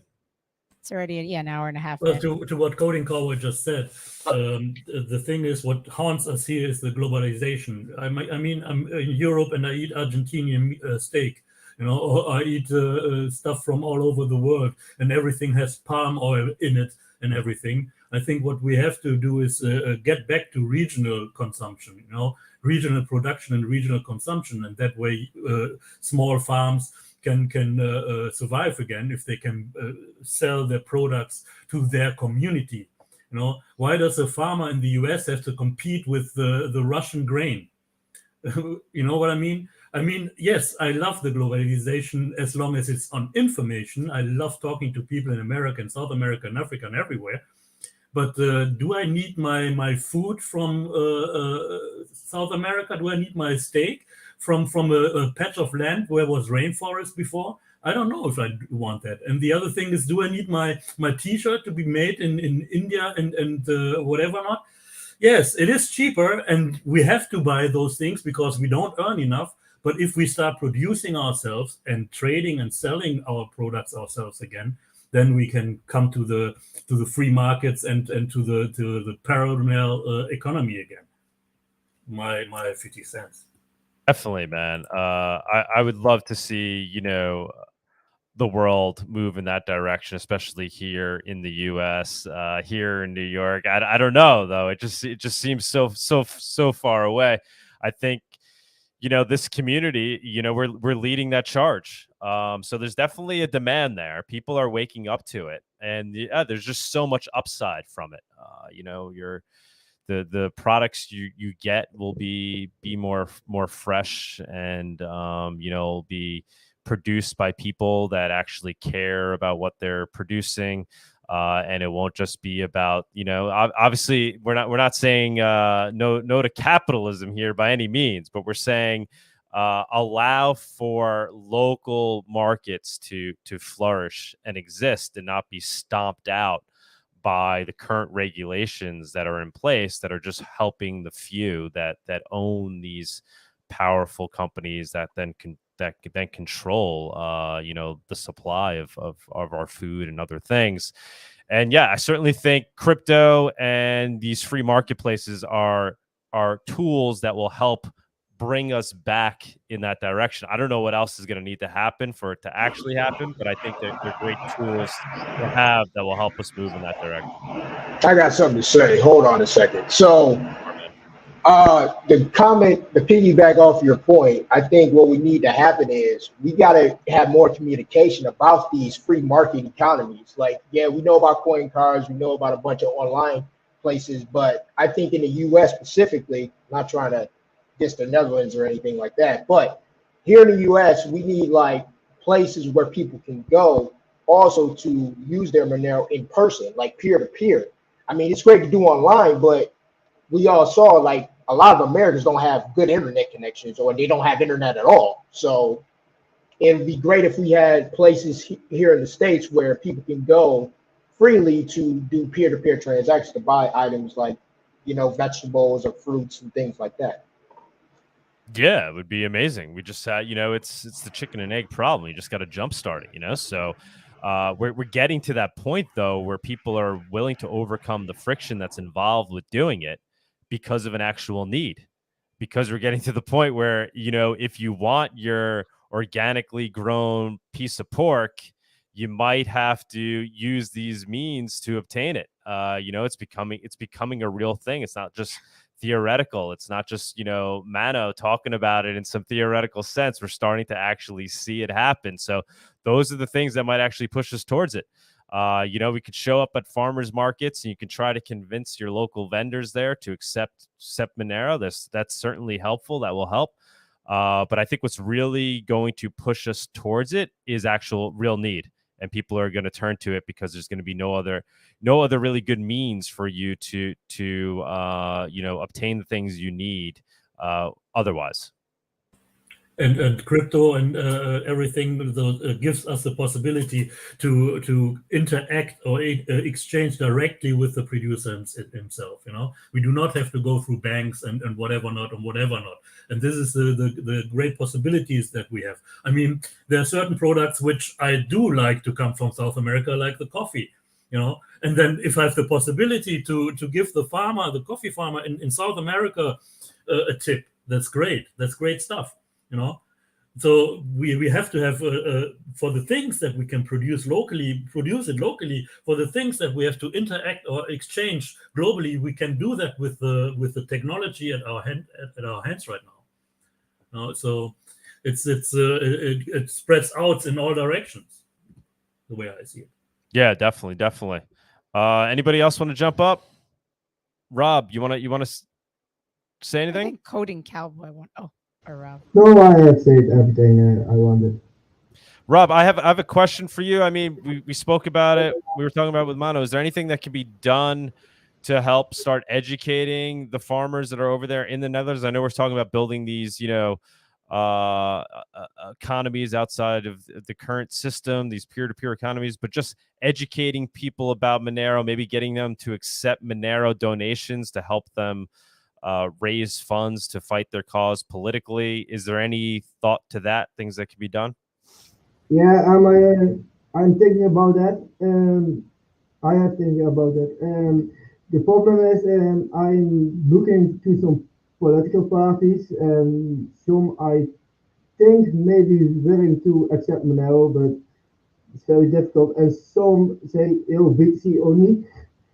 There's a Libertarian Party of the Netherlands. They say BTC only. Maybe I have to talk to them because they are wrong. But for farmers, there is a support group. They call themselves Farm Defense Force. And Farm Defense Force don't have crypto addresses.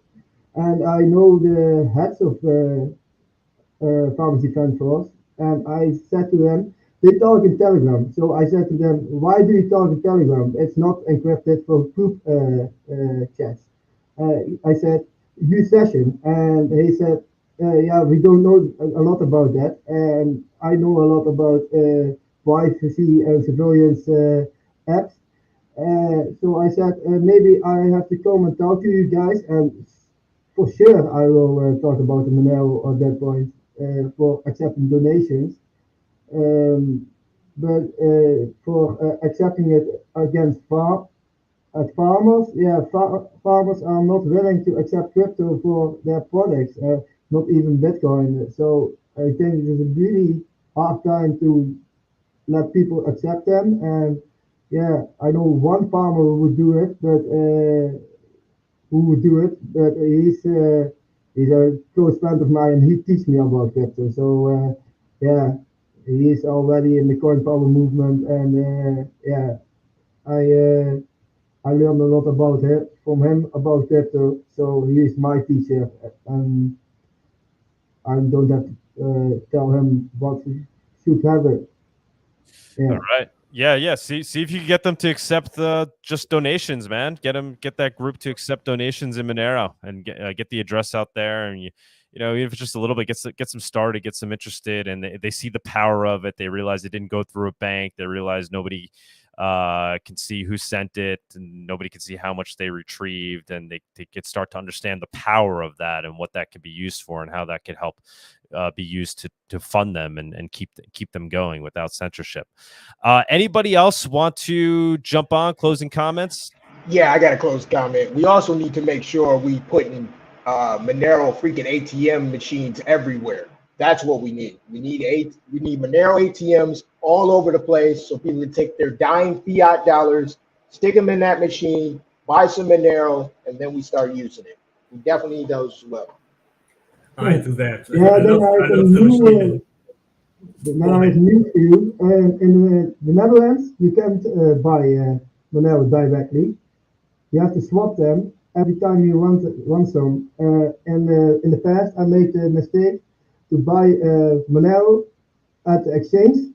And at the moment I want to send it to my own wallet, I can't. So you can buy it. You can buy paper Monero, but you can't buy it for real.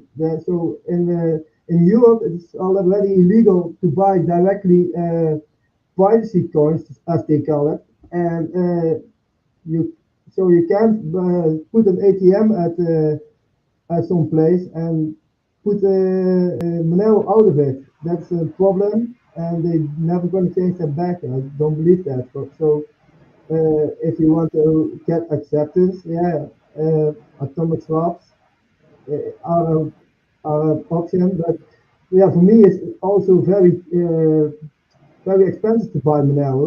I pay a lot of fees because my broker asks fees for buying BTC, and after I swap them, I have to pay fees again with the swapper. And I'm not that good in computers for the atomic swap, but I think that will be developed in the coming months, and I hope I can use it at that point. Yeah, for acceptance with ATMs, yeah, very bad in Europe. In Europe, in the European Union, there's not an option, I think, anymore. Or not yet, because as I just wanted to say, in Portugal at the MoneroCon we had the ATM, and it was well visited, I think, and it's a great thing. Yeah, and the other thing is exchanges are problematic. We have to have a parallel on and off ramp system as well, just like what was his name for the guy from Slovakia. He had a talk about it, about the Veslax, the exchangers peer-to-peer. These have to come up too. I mean, online it's local Monero, of course, where you can trade peer-to-peer. Of course, there's an extra cost on it because the people want to make some money with it, but that's the cost for privacy, I'm afraid. I think what we need too is point of sale systems for Monero.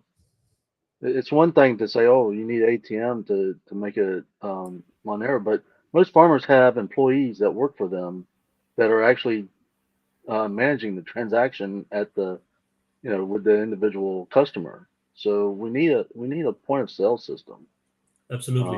Something that they can like do the exchange without giving up your keys and everything to that clerk, that sales clerk. So that's something that I've been looking for and been trying to figure out where there is something like that, because that would be ideal, especially for a farmer's market, to have a point of sale. Then you could just have, you could hire a clerk to sit there and do that while you're still working your farm. Otherwise, the farmer has to be there. The person with the key, with the actual Monero, has to be there. And that's not, to me, that wouldn't be a good solution.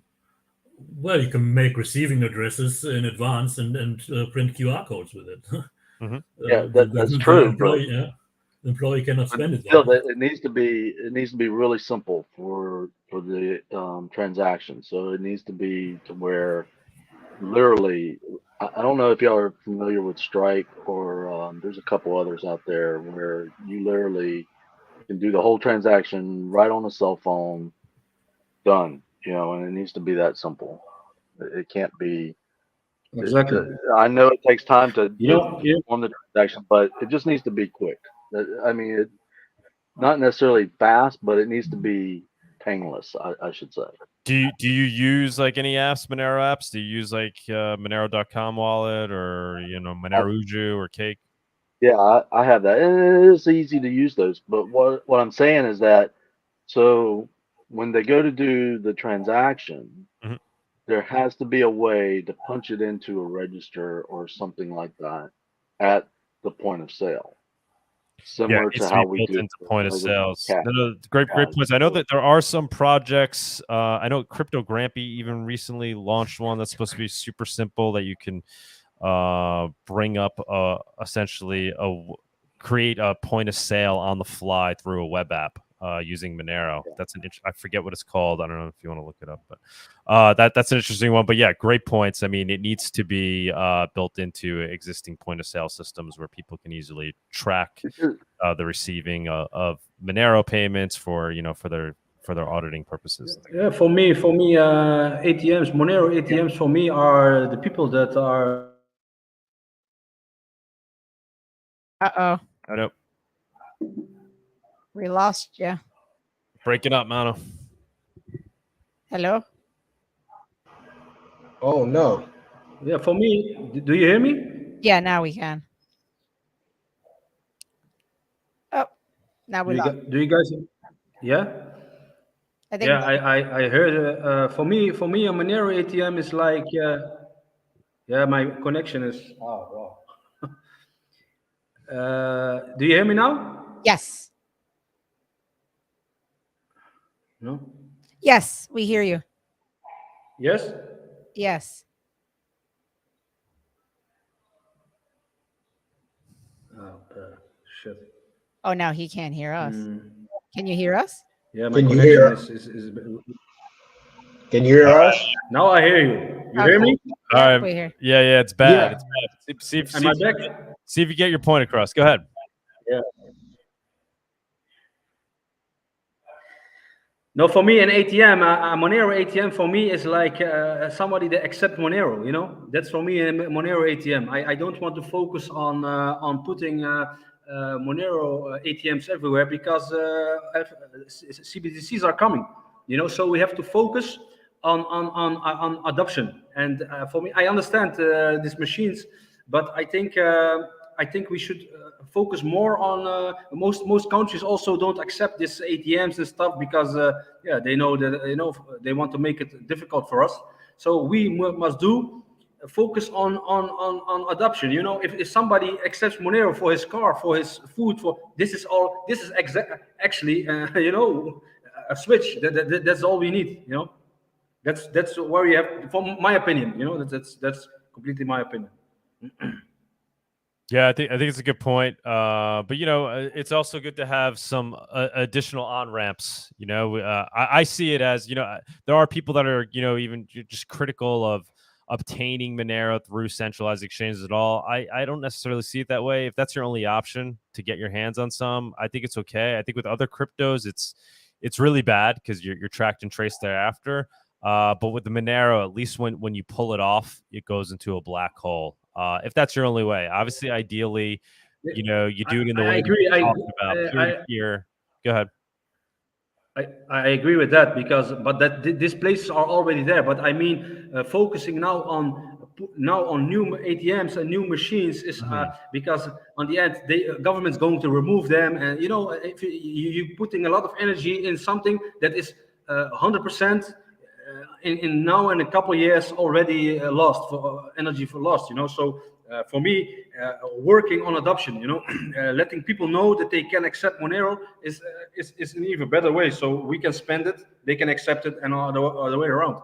And already the places where you can get it.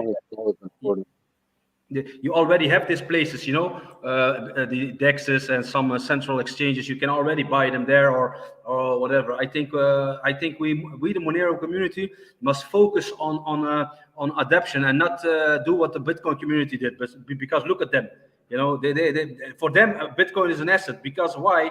It's buy and sell. Because of this machine, it's buy and sell. You know, they don't even worry about adoption. So we have to take a completely different route. We should work on adoption. That's what I do.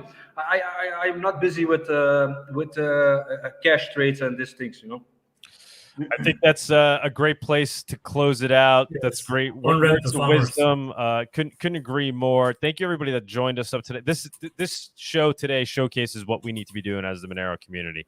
Out here talking about building peer-to-peer economies, talking about building our own Monero circular economy, ways in which, you know, we as people, Monero using people, can essentially exist in our own using Monero, getting what we need from each other, and having Monero be the currency we use. And that's the way we create an unstoppable system by opting out. And very important that we keep talking about it and also, you know, taking action, you know. So thank you, everybody that showed up today. We had already over 40 live viewers, I think, because of Mano and the celebrity that he brings. Thanks to everybody else that jumped up on stage. Greatly appreciate the topics. A lot of good points brought up. Anybody that's watching, listening at home, not sure what they can do, just keep the vibe going like this. Keep just, you know, try to take action. Just start using Monero. Go to your local farmer market. Get the guy to accept Monero for the eggs that you buy that day. You'd be surprised. I've proven it. I'm putting out plenty of tweets showing that anybody anywhere is willing to accept Monero if you explain to them the concept. In this day and age, people do get it. It's not as foreign as you think, and that's how we win. That's how we grow, by just getting people to actually use Monero. Thank you, guys. Thank you, Mano, guys. thank you so much. Thank you, everybody else. Greatly appreciate it. Have a good weekend, and we'll see you all next week. Adios, amigos and amigas. Later. Adios. Bye. Cheers. Thank you for joining us on this week's Monerotopia episode. We stream live shows every Saturday at 11 a.m. Eastern. You can find and subscribe to our show on YouTube and Odyssey, or listen to the podcast on iTunes, Spotify, or Stitcher. Don't forget to follow us on Twitter or join us in the Monerotopia Telegram group. See you all next week.